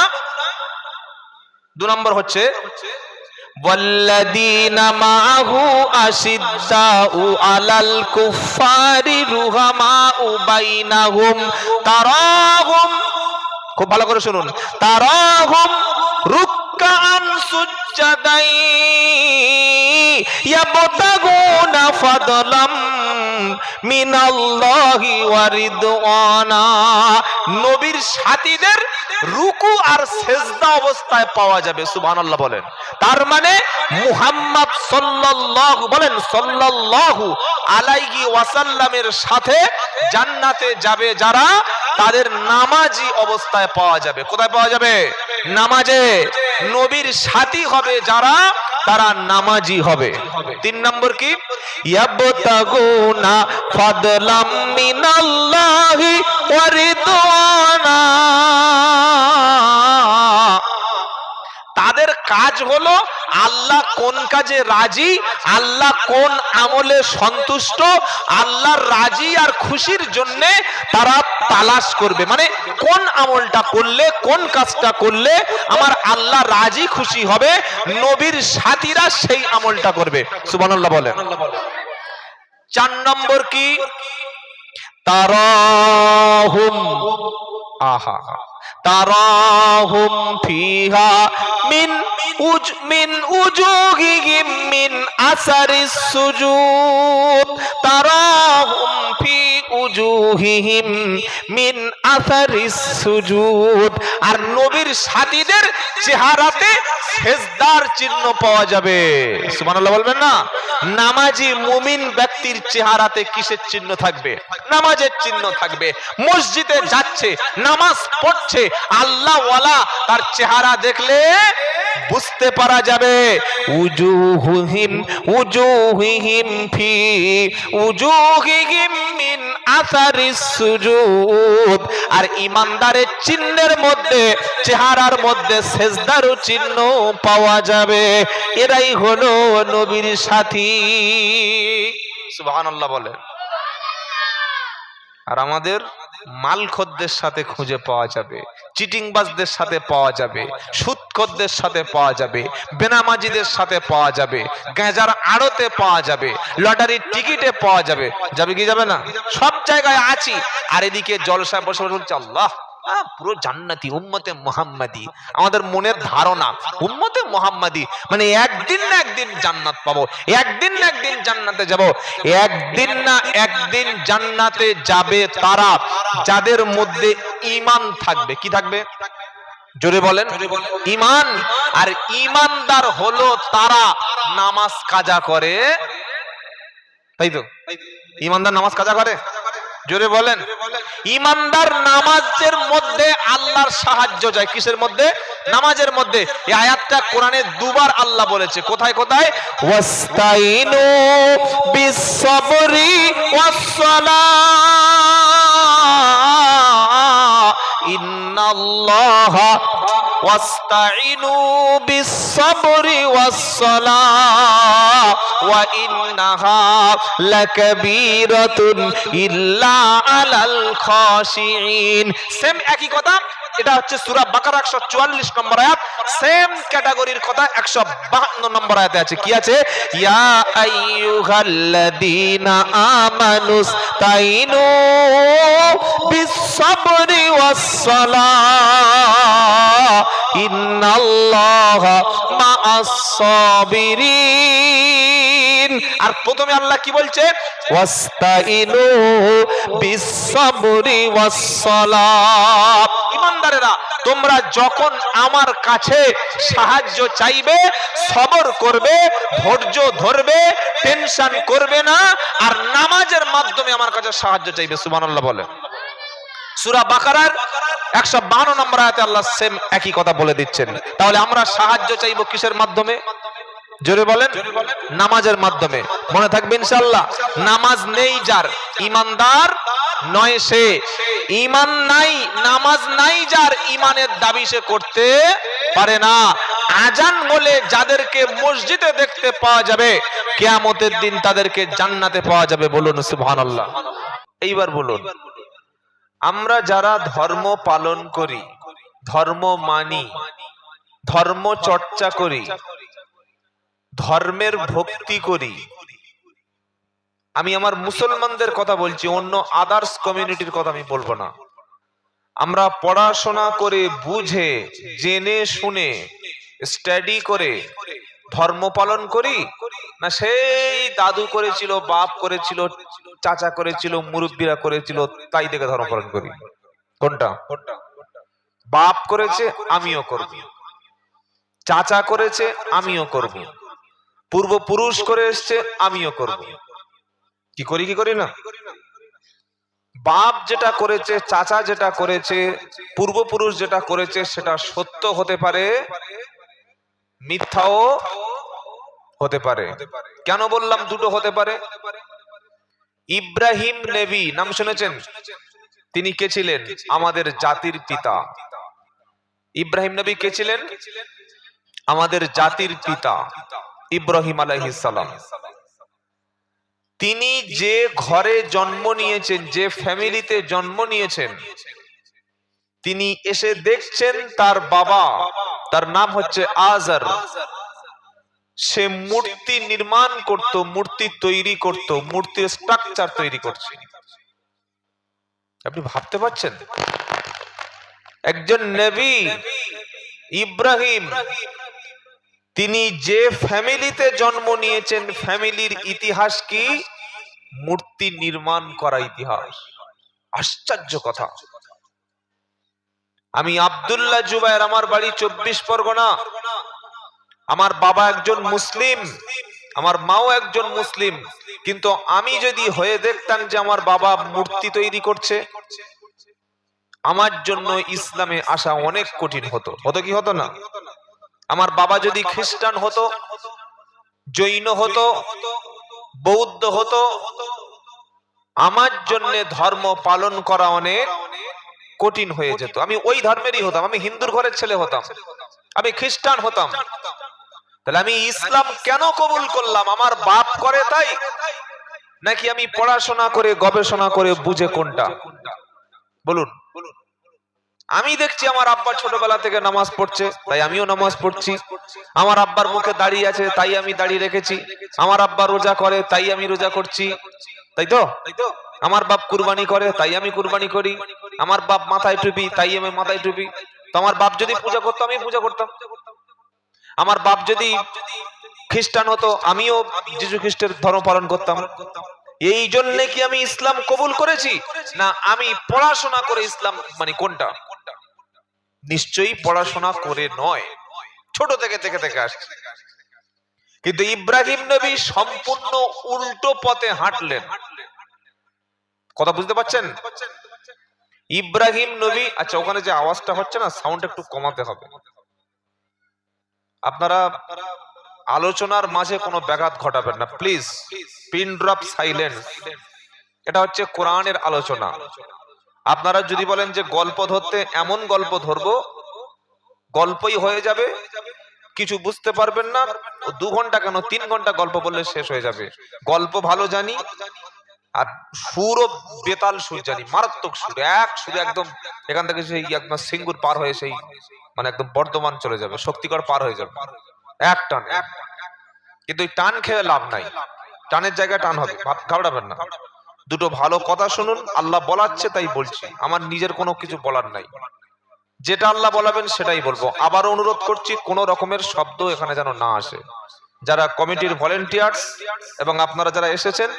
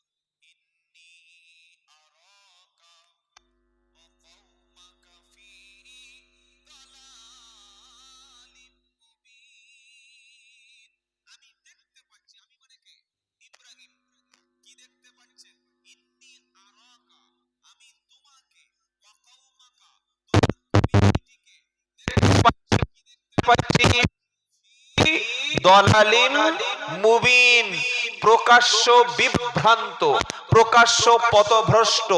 তুমি আসল পথ থেকে সরে গিয়ে নকল পথে, ভুল পথে পা বাড়াচ্ছ, এটা আমি দেখতে পাচ্ছি। তিনি কিভাবে দেখতে পেলেন? আল্লাহর পক্ষ থেকে যে ইলম দেওয়া হয়েছিল সেই জ্ঞানের চোখে দেখতে পেলেন। সুবহানাল্লাহ এখন বলার দরকার নেই, একদম সামনে 1 বছর পরে সুবহানাল্লাহ বলবেন। বলুন সুবহানাল্লাহ। ইব্রাহিম নবী কি দেখতে পেলেন? তার বাপের ভুল দেখতে পেলেন, এবং ভুলটা ধরাচ্ছেন কিভাবে? যে আমি দেখতে পাচ্ছি তুমি এবং তোমার কমিউনিটি, পুরো সিস্টেমটা, পুরো রিলিজিয়াস সিস্টেমটা হচ্ছে রং সিস্টেম চলছে। আমি আল্লাহর ইলমের দ্বারাই, ওহী দ্বারা দেখে বুঝতে পাচ্ছি তুমি সঠিক পথে নও। বলুন তো ছেলে তার বাপের ভুল ধরতে পারে কিনা? পারে?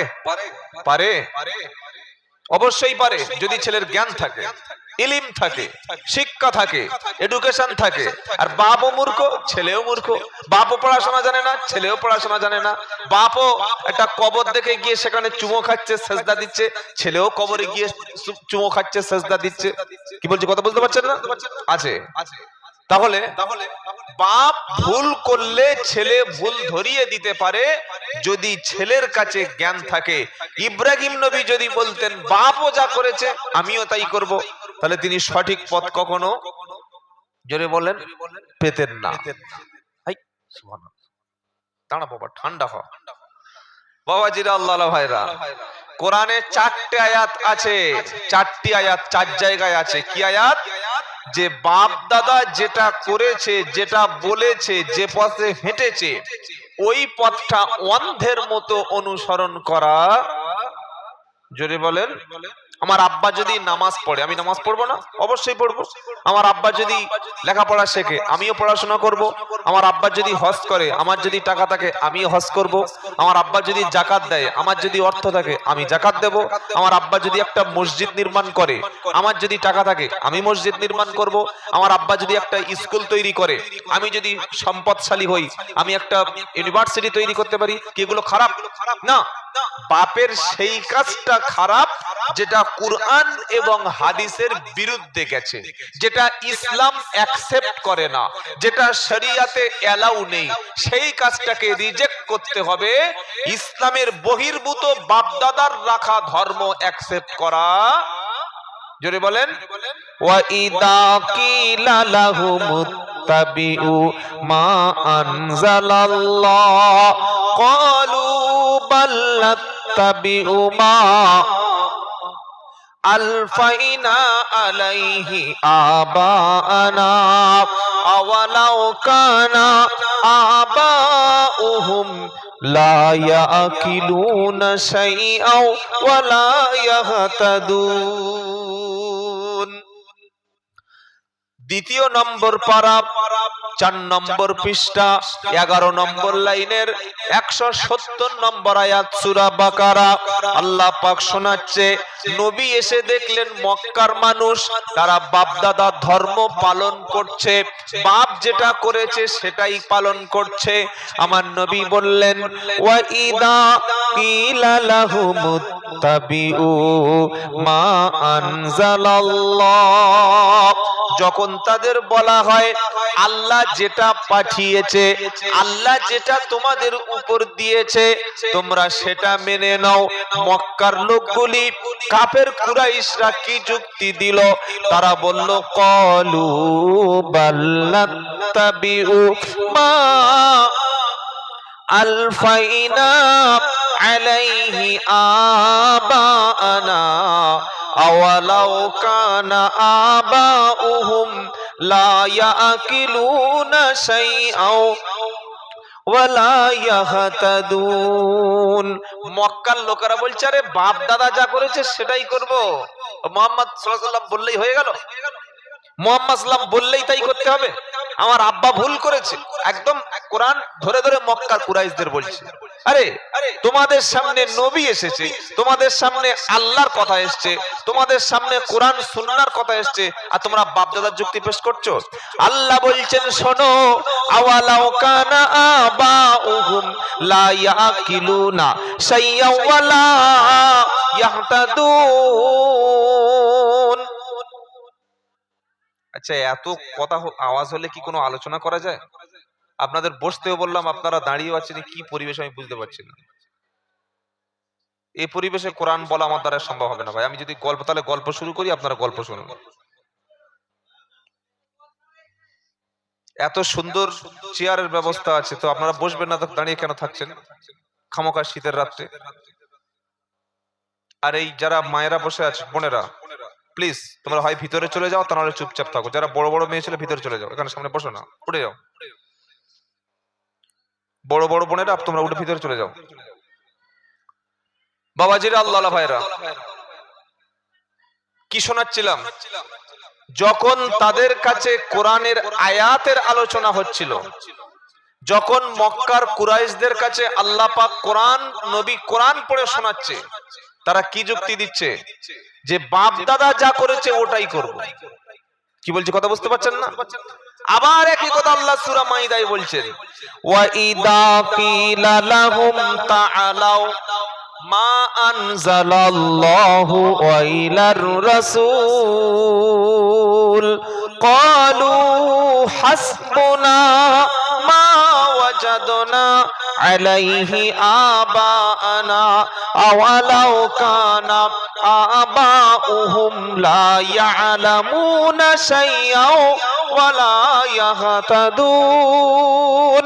এটা 7 নম্বর পারা 4 নম্বর পৃষ্ঠা 1 নম্বর লাইনের 104 নম্বর আয়াত সূরা মাইদায় আছে। কি আছে? ওয়া ইদা কিলা লাহুম তাআলাউ ইলা মা আনজালাল্লাহি ওয়া ইলার রাসূল। আল্লাহর নবী সাল্লাল্লাহু আলাইহি ওয়াসাল্লাম মক্কার কাফের কুরাইশদের বলছে যে আল্লাহর কোরআনের দিকে চলে এসো। শুনছেন? আল্লাহ রসুল, আমি রসুল যেটা বলছি সেটাই শোনো, আল্লাহ যেটা পাঠিয়েছে সেই দিকে ফিরে এসো, আল্লাহর আমি নবী যেটা বলছি সেদিকে তোমরা ফিরে এসো, আমার দিকে এসো, আল্লাহর কোরআনের দিকে এসো। তখন ওই আবু জেহেলের টিমেরা কি বলছে? আবু জেহেলের গোষ্ঠীরা, আবু জেহেলের যারা মানে বন্ধু ছিল তারা কি বলছে? ক্বালু হাসবুনা মা ওয়াজাদনা আলাইহি আবানা। তখন আবু জাহেলের লোকেরা বলছে, আরে মুহাম্মদ সাল্লাল্লাহু আলাইহি ওয়াসাল্লাম যা বলছে তাই মানতে হবে, আমরা তো সেই পথে চলবো, সেই পথে হাঁটবো, সেই আমল করব, সেই তরিকায় চলবো, আমাদের বাপ দাদাকে যা করতে দেখেছি তাই করবো। এই কথাটা কাদের কথা ছিল? সূরা মাইদার 104 নম্বর আয়াত। আবু জাহেলের টিমেরা বলতো, মক্কার কুরাইশরা বলতো যে বাপ দাদা যে কাজ করেছিল ওটাই যথেষ্ট, মুহাম্মদ সাল্লামের কথাটা যথেষ্ট না, আল্লাহর কোরআন আমাদের জন্য যথেষ্ট না। ও নবী সাল্লাম দলিল দিচ্ছে দিক, কোরআনের আয়াত বলছে বলুক, যাই বলে বলুক, এগুলো মানবো না। কোনটা মানবো? আমাদের বাপ দাদার রেখে যাওয়া পদ্ধতিটাই মেনে নেব, ওটাই যথেষ্ট। বলুন হেদায়েত পাবে? চলুন 3 নম্বর জায়গায় আল্লাহ কি কথা বলছেন? পারা নাম্বার 21, পৃষ্ঠা নাম্বার 12, লাইন নাম্বার 5, আয়াত নাম্বার 21, সূরার নাম লুকমান। কি বলছে? ওয়া ইদা কিলা লাহুম মুত্তাবিউ মা আনজালাল্লাহ ক্বালু ওয়াজাদনা আলাইহি আবানা আওয়ালাউ কানাশ শাইতানু ইলা আযাবাস সাঈর। তাদের যখন বলা হলো আল্লাহ যেটা পাঠিয়েছে সেই কোরআনের দিকে ফিরে এসো, কোরআনের কথাগুলি মেনে নাও, তখন তারা বলল ক্বালু ওয়াজাদনা আলাইহি আবানা, আমরা সেটাই মানবো, আমার বাপ দাদা 14 পুরুষ বড়রা যে পথে হেঁটেছে সেটাই আমরা মেনে নেব। কোরআন তাদের যুক্তিটাকে খণ্ডন করছে। কি বলছে? আওয়ালাউ কানাশ শাইতানু ইলা আযাবাস সাঈর। তোমাদের বাপ দাদা যদি জাহান্নামের দিকে হাঁটে, আগুনের দিকে হাঁটে, নরকের দিকে হাঁটে, মানে কঠিন শাস্তির দিকে হাঁটে, তোমরা কি তাই করবে? হ্যাঁ, তোমাদের বাপ দাদা যদি নবীকে না মানে, তোমাদের বাপ দাদা যদি আল্লাহকে না মেনে থাকে, তোমরাও সেই একই পথে হাঁটবে? আল্লাহ বলছেন, ঠিক একই কথা বলছেন। আবার এই একই কথা, আবার একই ধরনের কথা সূরা আরাফ 8 নম্বর পারা 12 নম্বর পৃষ্ঠা 10 নম্বর লাইনের 28 নম্বর আয়াত, ঠিক এই কথাটা বলছে। কি? ওয়া ইদা ফাআলু ফাহিশাতান ক্বালু ওয়াজাদনা আলাইহি আবানা। মক্কার লোকেরা পোশাক পরতো, কিন্তু ওরা যখন কাবা শরীফ তওয়াফ করত ফুল উলঙ্গ ল্যাংটো হতো। নাউজুবিল্লাহ বলুন। চিন্তা করতে পারছেন? এমনি পোশাক পরে আছে, পুরুষ আর মহিলা, নারী পুরুষ সকলের ড্রেস পরে আছে, কিন্তু তারা যখন কাবা শরীফ তওয়াফ করতে ঢুকছে তখন পুরো কি উলঙ্গ, একদম পুরো ফুল নেকেড, পুরো উলঙ্গ। পোশাকগুলি কাবা শরীফের বাইরে ফেলে দিয়ে, পোশাকগুলি কাবা শরীফের বাইরে ছুঁড়ে রেখে গিয়ে আর কাবা শরীফ তওয়াফ করছে। তখন ওই যারা মুসলমান ওরা বলল, হ্যাঁ তোরা কাবা শরীফের মতো পবিত্র জায়গা তওয়াফ করতে এসছো, উলঙ্গ হচ্ছ কেন, পোশাক পরনি কেন? তখন তারা কি বলতো? ক্বালু ওয়া ইদা ফাআলু ফাহিশাতান ক্বালু ওয়াজাদনা আলাইহি আবানা। আমাদের বাপ দাদা 14 পুরুষ, আমাদের আদি পুরুষ, তার দাদা, তার দাদা, তার বাবা, আমাদের যত উপরের যারা এসেছিল সকলকে দেখেছি এরকম ল্যাংটা হয়ে তওয়াফ করতে। শুনছেন আপনারা? যুক্তিটা দেখুন, সকলে ল্যাংটা হয়ে তওয়াফ করছে, তা আমরা কি করব? আর আল্লাহু আমারানা বিহা, আর আল্লাহ আমাদের নির্দেশ দিয়েছে ল্যাংটো হওয়া। আচ্ছা, আল্লাহ কোনো অসভ্য কথা বলতে পারে? সভ্যতার বহির্ভূত কোন বাক্য আল্লাহ বলতে পারেন? পারেন না। তিনি আল্লাহ কেন অসভ্য কথা বলবেন? তারা নিজেরা অপরাধ করছে, আর পুরো এটা কার ঘাড়ের উপরে চাপিয়ে দিচ্ছে, কার উপরে চাপাচ্ছে? বলছে আল্লাহ বলেছেন ল্যাংটো হয়ে যা। আল্লাহ কাবা শরীফ নাকি ল্যাংটো হয়ে তওয়াফ করতে বলছে। আর আল্লাহ কি বলছে? আল্লাহু আমারানা বিহা কুল ইন্নাল্লাহা লা ইয়া'মুরু বিল ফাহশা আতাকুলুনা আলাল্লাহি মা লা তা'লামুন। আল্লাহ কোনদিন এমন অশ্লীল কাজের অর্ডার দিতে পারে না। আর তোমরা যে কথাটা বলছো এটা আল্লাহ সম্পর্কে না জেনে কেন বলছো? তাহলে কাবা শরীফ তওয়াফ করতে কিভাবে? ল্যাংটো হয়ে, উলঙ্গ হয়ে। এবার ইসলাম মুসলমানদেরকে কি বলছে? কোরআন শোনাচ্ছে, ও মুসলমানেরা, আমি আল্লাহ তোমাদের নামাজের কাছে যেতে বলেছি সবচাইতে উত্তম পোশাক পরে, নাকি ল্যাংটো হয়ে? প্রচুর মুসলমান আছে এরকম ছোট্ট একটা গেঞ্জি আর একটা প্যান্ট, ফুল প্যান্ট পরে নামাজ পড়তে গেছে। এবার বলুন, গেঞ্জি কোমর পর্যন্ত ঢাকা থাকে, থাকে না? নাকি হাঁটু পর্যন্ত? কোমর পর্যন্ত। গেঞ্জি কোমর পর্যন্ত ঢাকা আছে, বা টি শার্ট পরে গেছে, আর একটা জিন্সের প্যান্ট বা একটা ন্যারো প্যান্ট পরে নামাজ পড়তে গেছে। তো আল্লাহু আকবার বলে নিয়ত বেঁধেছে, ঠিক আছে। রুকুতে গেছে, ঠিক, মোটামুটি ঠিক আছে। এবার যখন সেজদায় গেছে, পিঠের গেঞ্জিটা উঠে এই পর্যন্ত চলে আসলো, আর পিছনের যে টাইট ন্যারো প্যান্টটা কোমর থেকে আরো 2-3 ইঞ্চি নিচে ঝুলে গেল। পিছনে যিনি নামাজ পড়বে সে কি দেখতে পাবে? চুপচাপ, কিছু দেখতে পাবে কি? যা দেখা তাই দেখতে পাবে। পিছনে যে নামাজ পড়ছে তার চোখ তো সামনে থাকবে, গিয়ে দেখছে উপরে উঠে গেল, নিচে নেমে গেল, যা দেখার বার হয়ে গেল। এবার বলুন, কোন পুরুষ যদি নাভি থেকে হাঁটু পর্যন্ত না ঢাকে তার নামাজ হবে না যাবে? তার নামাজ হবে না। নাভি থেকে হাঁটু পর্যন্ত পুরুষের জন্য ঢাকা ফরজ। আর একটা নারী যখন নামাজ পড়বে, খুব ভালো করে শুনুন, অ্যাটেনশন, যখন কোন নারী নামাজ পড়বে, মহিলা নামাজ পড়বে, 2 হাতের কবজিটুকু খোলা রাখতে পারবে, মুখের ফেসটুকু খোলা রাখতে পারবে, খোলা রাখতে পারবে। শুধুমাত্র শাড়ি পরে নামাজ হবে না। শাড়ি পরে সেজদায় গেলে হাতের অংশ খুলে যাবে, মাথার চুলের অংশ খুলে যাবে, পায়ের অংশ কাপড়টা উঠে যেতে পারে, পিঠের কাপড়টা সরে যেতে পারে। তাই একজন মহিলা যদি অন্ধকার রুমেও নামাজ পড়ে, 2 হাতের কবজি, মুখের ফেস, মুখমণ্ডল, পায়ের পাতার অংশ ছাড়া অন্য কোনো অংশ ওপেন করতে পারবে না।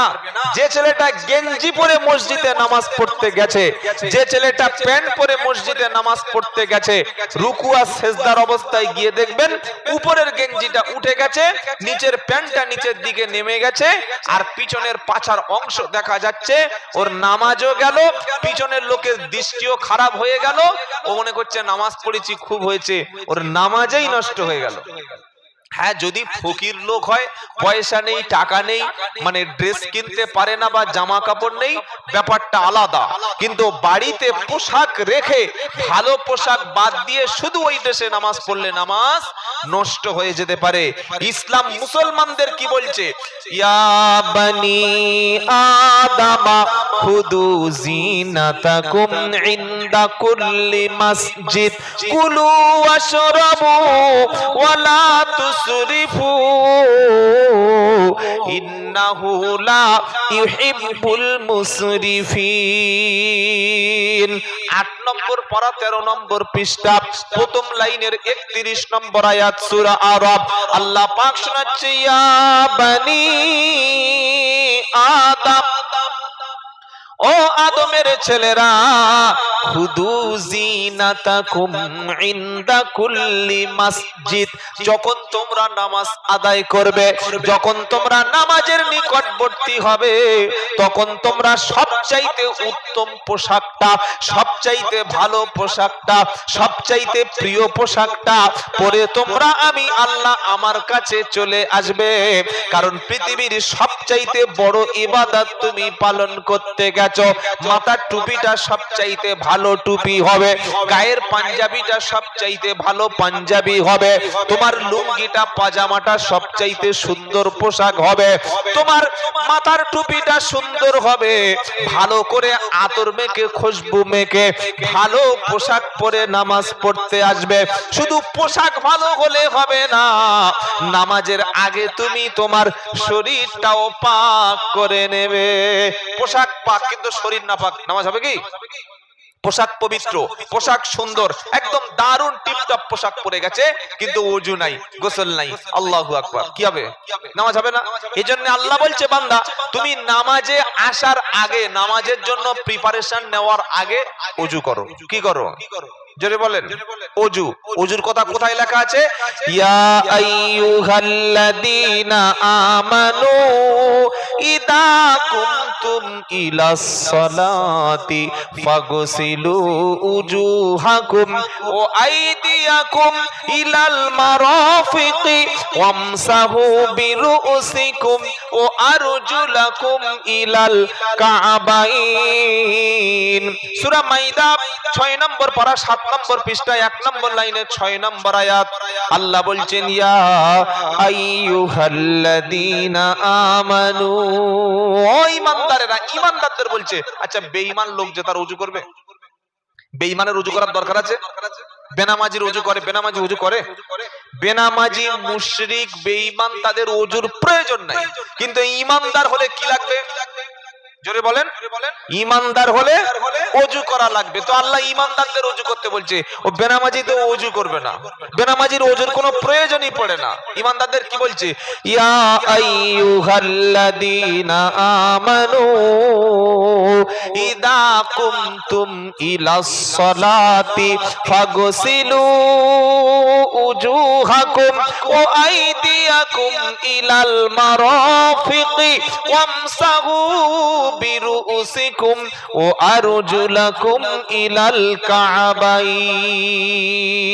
ঈমানদার, যখন তুমি নামাজের কাছে আসবে, নামাজের জন্য যখন তুমি প্রস্তুতি নেবে, আমি আল্লাহ ওযুর জন্য 4টি জিনিস ধোয়া ফরজ করেছি। ওযুর ফরজ করে দিয়েছি 4টি। কটি ওযুর ফরজ? 4টি। প্রথম কি? ফাগসিলু উজুহাকুম, মুখটা ভালো করে ধুয়ে নেবে। ও আইদিয়াকুম ইলাল মারাফিকি, দুই হাতের কনুই পর্যন্ত ধুয়ে নেবে। 3 নম্বর, ওয়ামসাহু বিরুসিকুম, মাথা মাথা মাথা ধুইবে নাকি? মাথা যেটা বলেন, মাথা মাথা কি করতে হবে? না, মুসাফা না, মাসাহ। এই শব্দটা শিখে নিন, এটা শেখার মজলিস। আমরা অনেকে বলি মাথা মুসাফা কর, বলি না? মুসাফা কাকে বলে? হাতে হাত দিয়ে সালাম দেওয়ার পরে হাতে হাত দিয়ে যে হাতের সঙ্গে হাত মিলাই, এটার নাম কি? মুসাফা। আর যখন আমরা মাথার উপর থেকে ভিজে হাত দিয়ে সামনে থেকে পিছনে, পিছন থেকে সামনে হাতটা বুলিয়ে নিই, এটার নাম কি? মাসাহ। হাতে হাত দিয়ে এরকম করাকে বলে মুসাফা। আর মাথায় হাত দিয়ে ফরজ যেটা পালন করি, ওটার নাম কি? মাসাহ। একটা মুসাফা আর একটা হচ্ছে মাসা, দুটো কিন্তু এক নয়। কোরআন কি শোনাচ্ছে? ইয়া আইয়ুহাল্লাযীনা আমানু ইদা কুমতুম ইলাস সালাতি ফাগসিলু উজুহাকুম ওয়া আইদিয়াকুম ইলাল মারাফিকি ওয়ামসাহু, ওয়ামসাহু মাসাহ করো, ওয়ামসাহু মাসাহ করো, বিরুসিকুম তোমাদের মাথা মাসাহ করো, ও আরজুলাকুম ইলাল কাবাইন, আর পায়ের গাঁটের উপর পর্যন্ত ধুয়ে ফেলো। কটা হলো? আল্লাহ হঠাৎই চারটে বললেন কেন? এক নম্বর তিনি ধুইতে বললেন হাত, কারণ আমরা সারা দিন খাদ্য খাই, কাজকর্ম করি, ব্যবসা বাণিজ্য করি, দোকানপাট করি, বিভিন্ন ফ্যাক্টরিতে কাজ করি, জীবাণু, ময়লা, ব্যাকটেরিয়া, বিভিন্ন রোগ হাতের মধ্যে লেগে থাকতে পারে। আল্লাহ পাক চান বান্দা যখন মসজিদে যাবে, মসজিদে যেন রোগ জীবাণু সে না ছড়ায়, মসজিদে যেন ব্যাকটেরিয়া না ছড়িয়ে ফেলে, মসজিদ যেন দূষণ মুক্ত থাকে, মসজিদটা যেন পবিত্র থাকে। এজন্য আল্লাহ বলল, বান্দা তোমার হাত দুটোকে আমি আল্লাহ ধুয়ে ফেলতে বলেছি। একবার না তিনবার? কবার? তিনবার। একবার ধোয়া ফরজ, তিনবার ধোয়া সুন্নাত। তিনবার এই জন্য ধুইতে বলেছি, যখন তুমি তিনবার হাতটা ধুয়ে নেবে রোগ জীবাণু হাত থেকে চলে যাবে। তুমি যখন হাতটা ধুয়ে নেবে, হাতের রোগ জীবাণু মুখের মধ্যে যায়, নাকের মধ্যে চলে যায়, শরীরের মধ্যে চলে যায়। আমি আল্লাহ আমার সামনে যখন তুমি দাঁড়াবে, তোমার রোগ জীবাণু যেন শরীরে ছড়িয়ে না পড়তে পারে। মসজিদে আরো অন্য মুসাল্লি নামাজ পড়তে আসবে, তারা যেন রোগ জীবাণু দ্বারা আক্রান্ত না হয়। এজন্য হাত ধুয়ে রোগ জীবাণু মুক্ত হয়ে আমি আল্লাহ আমার সামনে দাঁড়ানোকে ফরজ করে দিয়েছি। দুই নম্বর হলো মুখটা ফরজ করেছেন। মুখ মানে কি? শুধু মুখে পানি দিলে হবে না, নাকের মধ্যে পানি দিতে হবে, মুখের মধ্যে পানি দিতে হবে, নাকের পানি দিয়ে পানিটা ফেলতে হবে, আর মুখের পানিটা পানি দিয়ে খেয়ে নিতে হবে, তাই তো নাকি? হ্যাঁ, ফেলতে হবে না খেতে হবে? কি বলবো, এক লোক উজু করে দিয়ে গালে পানি দিয়ে খেয়ে নিচ্ছে। ও ভাই কি করছো? পানি খাচ্ছ? বলে কি করবো, ফেলে দেবো? ফেলবে না? বলে আমি তো জানি না। কি মুসলমান দেখেছেন, নামাজ পড়ছে, ওযু করতে গেছে, ওযুর পানি ভিতরে খেয়ে নিচ্ছে। আল্লাহ বললেন মুখমণ্ডল ধৌত করো। মুখের মধ্যে নাক আছে, মুখ আছে, মানে মুখ গহ্বর আছে, নাক ধোয়া, মুখের মধ্যে পানি দিয়ে শরীরটাকে ধুয়ে নেওয়া ফরজ করলো কেন? নাক দিয়ে অক্সিজেন গ্রহণ করি, কার্বন ডাই অক্সাইড ত্যাগ করি, বাতাসের রোগ জীবাণু, যত রকমের ভাইরাস যা কিছু আছে, দূষিত পদার্থ আমাদের নাক দিয়ে ভিতরে প্রবেশ করতে পারে, নাকের মধ্যে ময়লা থাকতে পারে, জীবাণু বাসা বাঁধতে পারে। এজন্য আল্লাহ বলছে, বান্দা নাকটা তুমি পানি দাও, দেওয়ার পরে রোগ জীবাণু থেকে সম্পূর্ণ শরীর নিরাপদ থাকবে, তোমার ফুসফুস কোনোদিন নষ্ট হবে না। এবার মুখের মধ্যে পানি দাও, শুধু পানি দেওয়া না, নামাজের আগে, ওযুর আগে মুখটা ভালো করে তুমি মেসওয়াক করে নাও। মেসওয়াক করা সুন্নাত, বলেন মেসওয়াক করা সুন্নাত। আমরা তো শুধু মাঝে মাঝে রমজান মাসে এরকম নিমের গাছ নিয়ে দাঁতে ঘষতে থাকি। আল্লাহর নবী যখন বাড়ি প্রবেশ করতেন তখন মেসওয়াক করতেন। নবী যখন রাত্রে বেলা নামাজে দাঁড়াতেন তাহাজ্জুদে তখনও মেসওয়াক করতেন। ঘুম থেকে উঠে গেলে তখনও মেসওয়াক করতেন। ফজরের নামাজের আগে মেসওয়াক করতেন। কোন ব্যক্তির সঙ্গে কথা বলার আগে মুখ থেকে দুর্গন্ধ যাতে না বার হয়, মুখ তিনি মেসওয়াক করতেন। খাওয়ার পরে মুখটা মেসওয়াক করতেন। বিদেশ থেকে বাড়ি ফেরার সময় বিশ্ব নবী রুমে প্রবেশ করার আগে তিনি মেসওয়াক করতেন। কোন বিবির সঙ্গে দেখা করতে গেলে আগে তিনি মেসওয়াক করতেন। আর আল্লাহর নবীর জীবনের সব শেষ আমল ছিল মেসওয়াক করতে করতে তিনি চলে গেছেন।